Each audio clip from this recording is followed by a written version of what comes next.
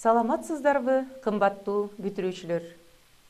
Жалпы республикалык тестирлөөгө даярдык көрүү максатындагы кезектеги сабагыбызды баштайбыз. Өткөн сабакта биз сиздер менен негизги тесттин 3 бөлүгү болгон эне тилиндеги текстти окуу жана түшүнүү бөлүмү жөнүндө маектешкенбиз. Ал эми бүгүнкү сабагыбыз мына ошол теманын айланасында улантылмакчы.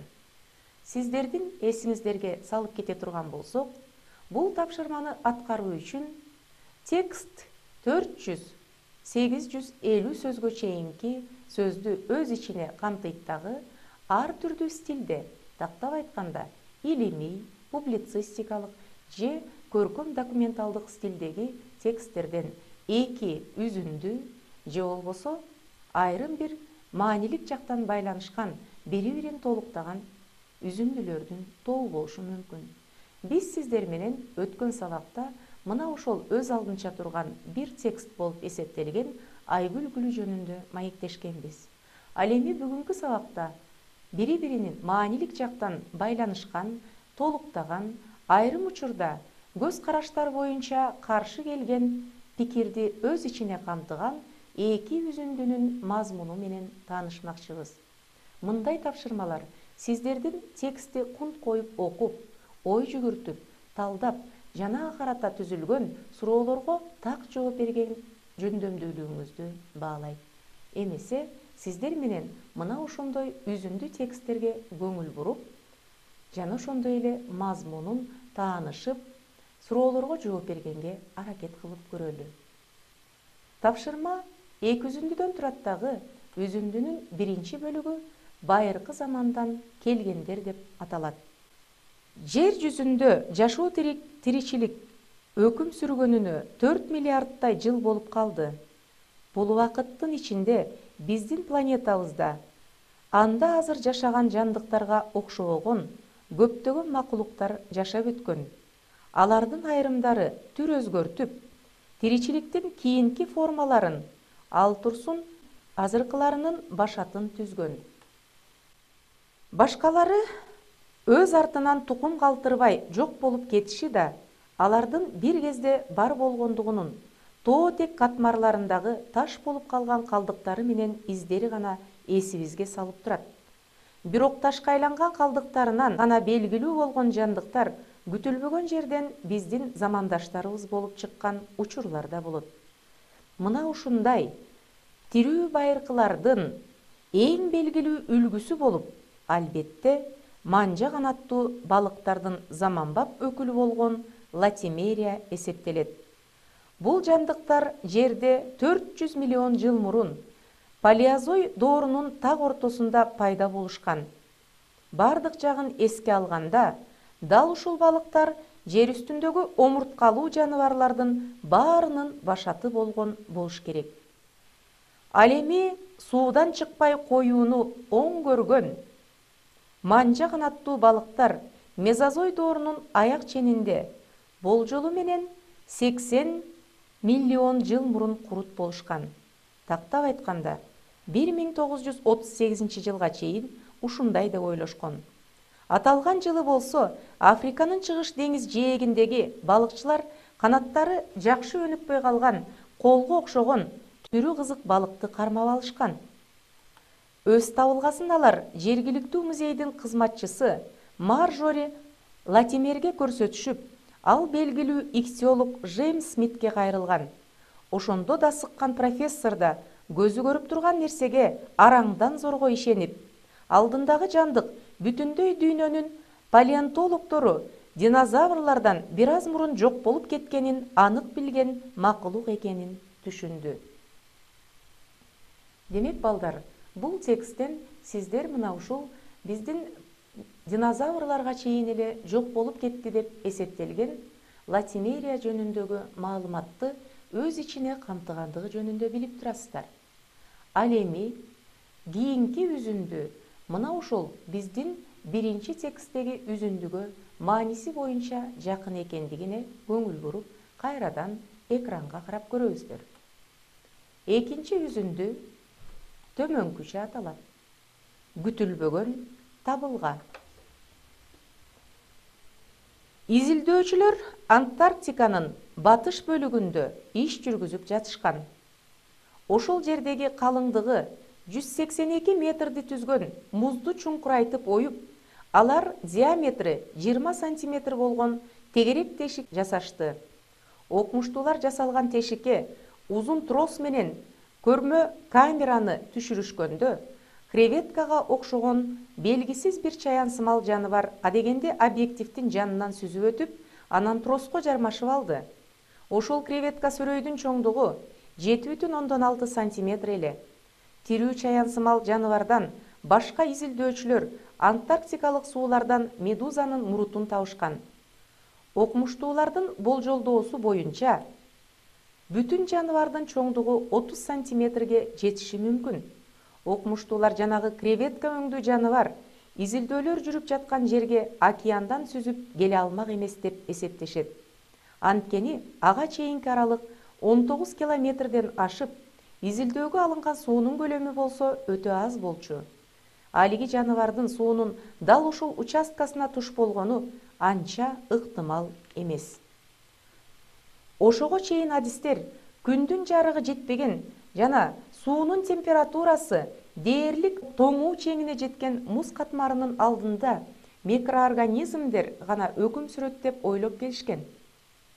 Изилдөөчүлөрдүн ою боюнча, жаңы ачылыш тирүү жандыктардын экстремалдык шарттарга биз ойлоп жүргөндөн алда канча көбүрөөк ылайыкташа алгандыгын далилдейт.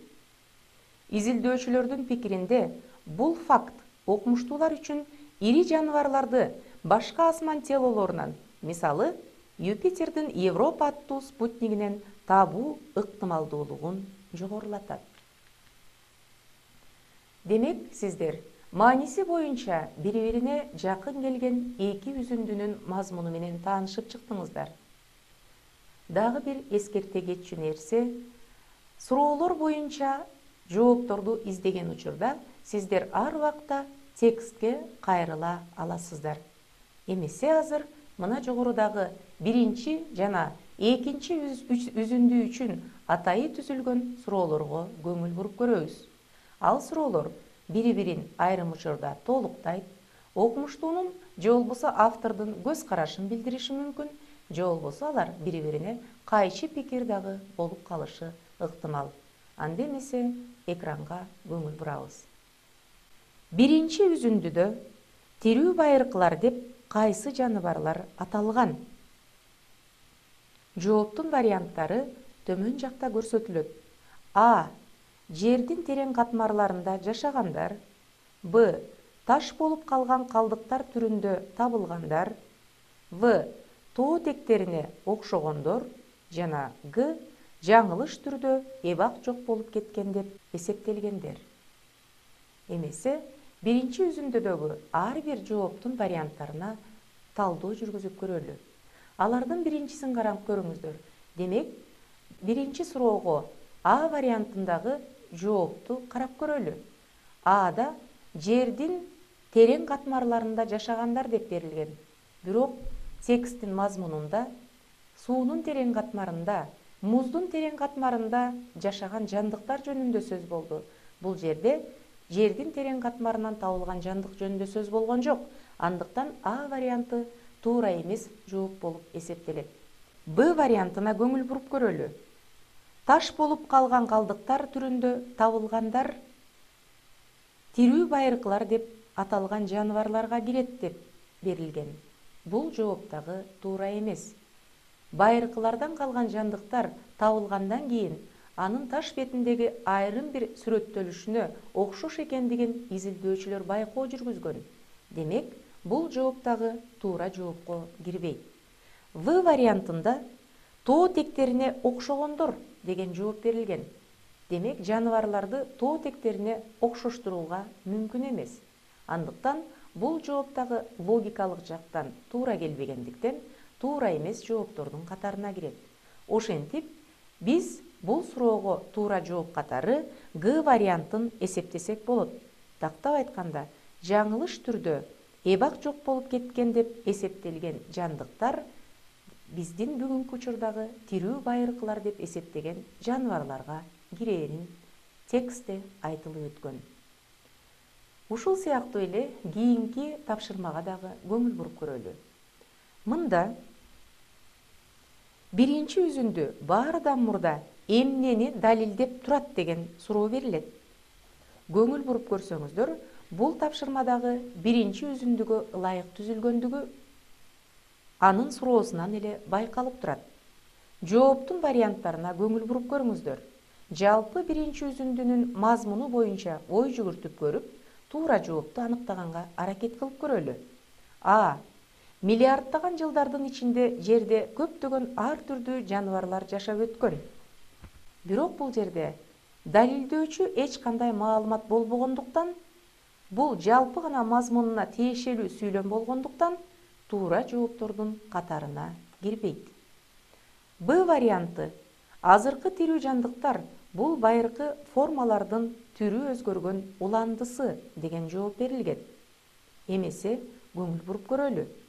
Азыркы тирүү жандыктар чындыгында эле байыркы формалардын түрү өзгөргөн уландысы экендигине биз макулбуз. Ал эми анын тексттин мазмуну менен кандай байланыштуулугу бар?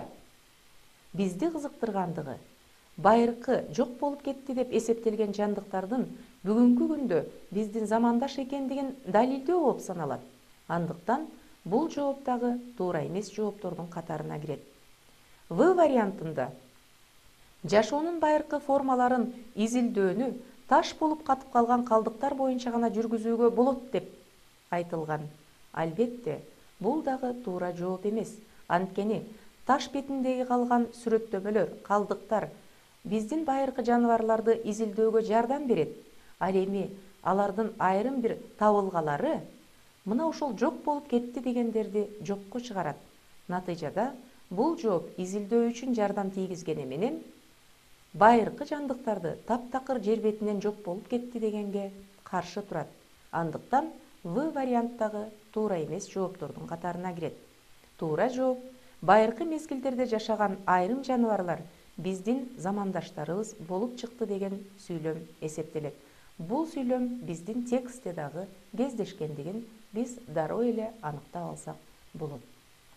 Кийинки тапшырмада мына ушул суроо андан ары улантылгандыгын көрүп жатабыз. Бул дагы биринчи үзүндүгө ылайык туура жоопту 34-49 саптар менен таанышып чыгып гана аныктоо керек экендиги көрсөтмө катары берилгендигин көрүп турасыздар. Суроо төмөнкүдөй. Латимериянын табылышы кандай фактыны жокко чыгарган? Жооптун варианттары төмөнкүдө берилген. А. Бул жандыктар жер жүзүнө 400 миллион жыл мурун пайда болгондугун жокко чыгарат. Б. Манжа канаттуу балыктардын 80 миллион жыл мурун жок болуп кеткендигин жокко чыгарат. В. Байыркы тирүү жандыктардын келбетин алардын тоо тектеринде калган издеринен калыпка келтирсе болоорун жокко чыгарат. Жана Г. Манжа канаттуу балыктардын жер үстүндөгү бардык омурткалуу жаныбарлардын башаты болгондугун жокко чыгарат. Эми карап көрүңүздөр. Бул маалыматтарга таяна турган болсок, А вариантында бул жандыктар жер жүзүндө 400 миллион жыл мурун пайда болгондугун жокко чыгарбайт. Бул чыныгы эле факты. Демек, бул жооп туура эмес. Б вариантына көңүл бура турган болсок, манжа канаттуу балыктар 80 миллион жыл мурун жок болуп кеткендиги жөнүндө фактыны жокко чыгарган жок. Демек, туура жооп бул учурда Б варианты болуп эсептелет экен. Тактап айтканда, илимпоздор бул жаныбардын 80 миллион жыл мурун жок болуп кеткен деген ойду айтып жүргөн болсо, 1938 жылкы табылгадан кийин бул факты жокко чыгарылгандагы Латимериянын жер бетинде дагы деле бар экендиги жөнүндө маалымат илимий жактан далилденгендигин сиздер тексттин мазмунунан көрүп турасыздар. Ушул сыяктуу эле тапшырмалар бир үзүндү менен экинчи үзүндүнү салыштыруу максатында же бир үзүндүнүн ичиндеги айрым бир бөлүктөрдү бири-бирине салыштыруу максатында дагы түзүлүшү мүмкүн. Ошондойлордун бирине көңүл буруп көрөлү. Карай турган болсок, бул жерде 34-49 саптар 15-19 саптарга карата эмне болуп эсептелет деген суроо түзүлгөн. Ал үчүн мына ушул саптардын мазмуну эмне жөнүндө экендигин аныктоо зарыл.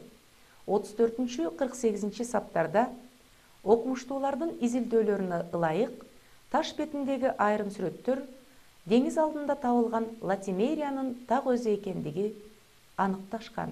Ал эми 15-19 саптарда мына ушул деңиз алдындагы балыкчылар тарабынан табылган латимерия жандыгы жөнүндө айтылган. Демек, бул учурда А вариантында биринчи ой экинчи ойду төгүндөгөн жок. Демек, бул жооп туура эмес. Б вариантында биринчи ой экинчи ойго натыйжа катары келген жок. Бул жооп дагы туура эмес. В вариантында биринчи үзүндү экинчи үзүндүдөгү мазмунду жалпылаган жок. Демек, бул жооп дагы туура эмес жооптордун катарына кирет. Туура жооп Г варианты болуп эсептелет.